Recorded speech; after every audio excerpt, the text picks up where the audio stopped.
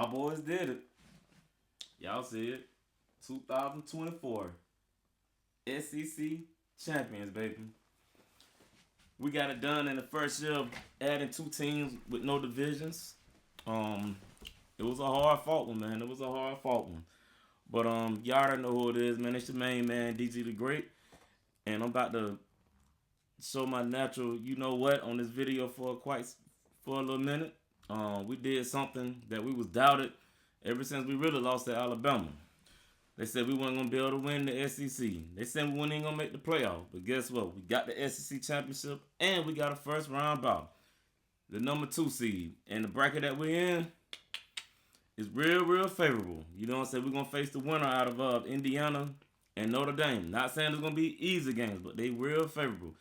You know what I'm saying? And the biggest of them all, we ain't got to deal with the Crimson Tide. Because I'm one of the fans that's going to tell the truth.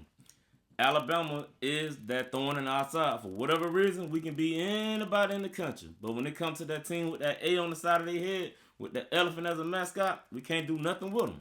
Can't do nothing with them. It don't matter. We feel the better team. We feel like we got the better coaching staff this year. They still find a way to beat us. But hey, it is what it is. My boys, we back in the playoff. We got another SEC championship on our belt. That is Coach Smart's third SEC championship. You know, I had to bring out this Leatherman for this one. Y'all see it. You know what I'm saying? Y'all see it. Let me show you the back of this thing. Y'all see it? Yes, sir. Y'all see it? Oh yeah. Yeah, to bring that out. But you know, that's neither here nor there. We're gonna take this off. And we're gonna get down to business. So, you know, we played them Texas Longhorns, round 2. Pretty much the same thing that happened last time. And what's crazy, like, they dominated us in the first half. I'm talking about, if you look at the yardage, it was 260 to 54 of total yards of offense. But the score was only 6-3. And I keep telling people, time and time again, you better get all you can against Georgia in the first half. To be honest with you, a 21-point lead ain't safe. Ask Alabama. They was up on us 23 at halftime. We came back and took the lead. You know, they was one player. If they don't get that miraculous play by the freshman phenom over there, Ryan Williams, hell, they probably would have wound up losing that game. But you know, they got it. But it is what it is. That's neither here nor there. I'm just making an example. Yeah, no lead is safe with Georgia in the first half. And Texas, y'all got in the red zone time and time again and couldn't get in the end zone. Y'all just only was able to kick field goals. That was it. And that's what you did in the first half. You kicked 2 field goals and that wound up costing you. Should have cashed them in. And then on top of that, our starting quarterback went down on the last play of the half on a freakish accident. Insert Gunnar Stockton. Gunnar Stockton came in, first drive of the second half, marched it down the field, 75 yards. It was I want to say it was like 14 plays. It was a long drive. He marched it down the field. We get our first touchdown of the game, and then, that defense don't woke up. Like I say, man, shout out to the defense, man. Shout out to that defense.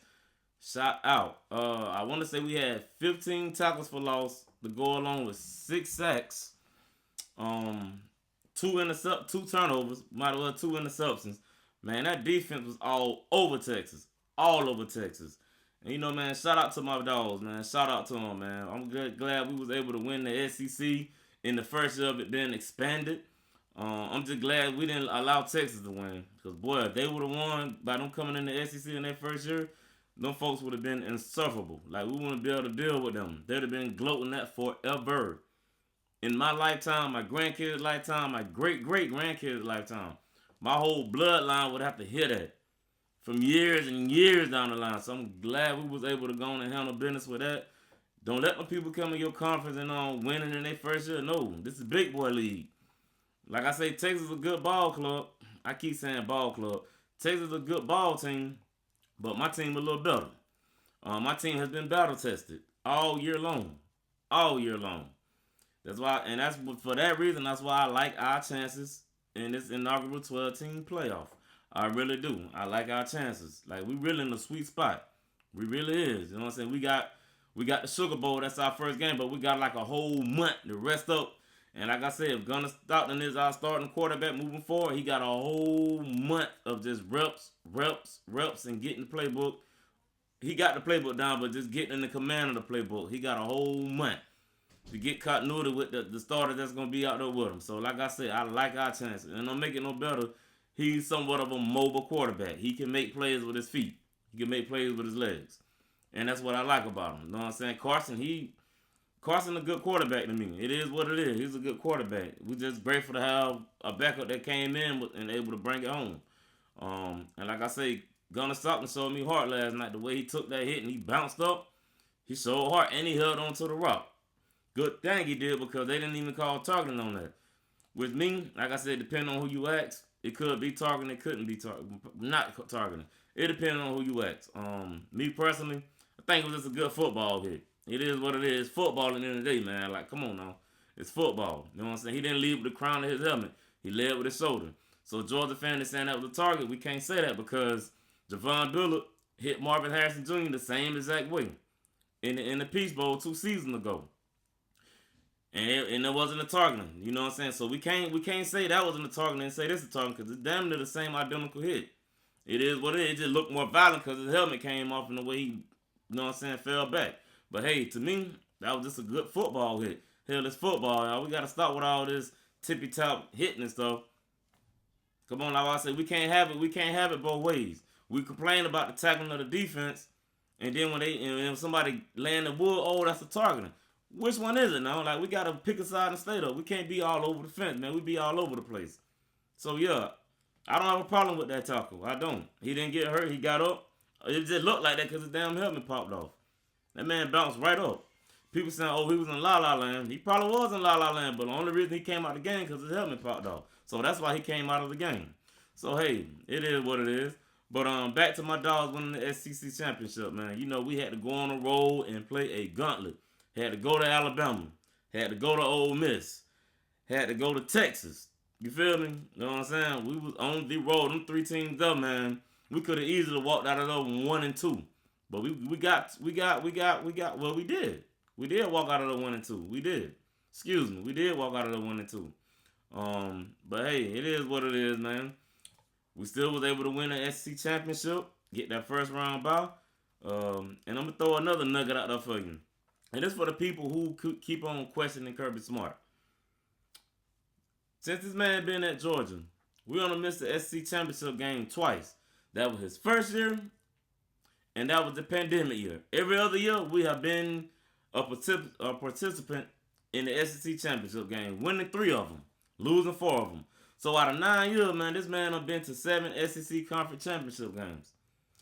Give me any other coach that you can think of off the top of your head that have done that. I'll wait. I'll probably give you probably Coach Steve Spurrier. He probably did it. Because I know he went to 5 straight. So he probably one of the ones that probably did it. Let me see. Let me see about Coach Saban. He went in 08, 09, 11, 12. So yeah, Coach Saban probably did it too. Yeah, Coach Saban probably did it too. Because if he wasn't going, it was always like Auburn 1 year, and then LSU would peak their head a couple seasons. But yeah, so Coach Saban, he one of them. But yeah, it ain't many. Tell you that right now, it ain't many. But hey, my coach always said, well, that SEC championship, it just means more. It means you the big dog in the conference. And it make me feel so much better because, man, we got Texas, Oklahoma, Alabama, Ole Miss, Tennessee, Florida for what it's worth. They don't peak their head a little bit. LSU, A&M, like it's some teams in there. Like I said, for a long time, A&M looking like they was gonna be a participant in the SEC championship game. Let's not forget that. Let's not forget that at all. They definitely look like they were gonna be one of the guys that's representing the SEC. You know, it came out to the last season. Excuse me, not the last season. It came out to the last game for them to see if they was going. You know, Texas did what they had to do. But I watched that A&M and Texas game. Texas only scored 17 points in that first half. They went scoreless in the second half. And I said right then, I said, boy, Texas better clean that up. Because y'all got it backwards. Y'all doing all y'all dirt in the first half. And y'all don't do nothing in the second half, boy. Y'all gonna lose, man. And sadly to say, that's what happened. They scored, 13 points in the second half? And we scored 16. That was the deciding factor right there. That was the deciding factor. I don't want to hear nothing about no refs either. The refs were doing what they were supposed to do. They calling holding. They holding, man. Let's be real. They was holding. They was holding. And the refs did what they were supposed to do. So I don't want to hear nothing about the refs. I feel like the refs actually called a clean game last night. It wasn't nothing questionable going on. None of that. And no, I'm not only saying that because we won. I feel like the refs called a clean game last night. They did. They called a clean game. They did. They let the players, they let them play. Hey, this is what we all wanted. We said we wanted a good game. That's what we got. The refs actually let them boys play last night. They really did. In my honest opinion, they let them guys play. So, hey, man, shout out to Texas for what they did in coming in the SEC. It's phenomenal. They got to the SEC championship game in their first year in the conference. And like I said, man, Texas going to be a hard out in the playoffs. I'm telling you that right now. Clemson, I hope y'all ready. I hope y'all ready. Because how y'all let SMU get back in the game last night, y'all got some of y'all hand with Texas. Texas got the number 1 defense in the SEC. Y'all got some, and they got the top secondary. They do. They got the top secondary. So, tell you now, Clemson, better buckle up your chin strap and get ready to play. Because, boy, Texas, hey, they ain't no pushover now. Let's not get it twisted. You know what I'm saying? Let's not get it twisted. They not no pushover. So, y'all better be ready to play. Yeah, so these first round matchups, you got Tennessee and Ohio State. That's gonna be a good one. Got Indiana and Notre Dame. That's gonna be a good one. And you got SMU and damn, who SMU playing? Penn State. Yeah, they got Penn State. So yeah, that's gonna be them first round matchups. Gonna be good, man. They gonna be real good. Like I say, I like my chances. I like my dog chances in the playoff. Everybody, we got 2 weeks to wait to see, to see the first couple of games. But yeah, man, I'm just glad my dog was able to get in the playoff and do this. Win the SEC. We did it, man. By far, man, my coach is the best coach in college football. Any other coach that was on that sideline against Texas, Coach Sark would have been holding up the trophy. Let's be real about that. He would have been holding up the trophy. For sure. One thing about Kirby Smart, man, I keep telling people the way this man adjusts at halftime need to be studied. Like I said, I don't know what he do at halftime. I don't know what he tell these players, man, and his coaching style. They come out looking like a totally different team in the second half. They've been doing it all year. So, man, shout out to Kirby, man. Shout out to that coaching style, man. Phenomenal, man. And like I said, I'm glad you my coach. Man. This the best ride I done been on as a dog fan since I've been a fan in 1995. Next year it'll be 30 years that I have been a dog fan. I became a dog fan when I was in the 5th grade. That's when I started getting into sports and stuff. And I became a dog fan then. In 95. I'm coming up on 30 years of being a dog fan. And this last decade has been one hell of a ride. And I can't ask for nothing else, man. I done got 2 national championships, 3 SEC championships, 3 college playoff berths. Well, this one the 4th one. So, hey, man, I can't ask for nothing else, man. Man, them got us there, man. And we one of the top programs in the country, if not the top program in the country, on a consistent basis. So, man, shout out to Coach Kirby, man. I'm glad you came back home in 2016.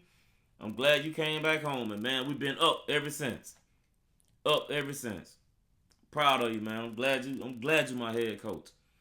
Man. Hey, I wouldn't have it any other way. Shout out to Curb, man. Shout out to him. Down South Georgia, boy. You hear me? Straight out of Bainbridge, Georgia. Yes, sir. Got them dogs humming. Hardware, baby. Hardware. That's all I wanted. He did something for me that I asked of, I said I wanted to see my dog win the national championship before I leave this planet. And goddamn, I done seen him win 2 back-to-back. And got a chance to go for a 3rd one. In my lifetime. So shout out to Curb, man. That's all I got to say about that one, man.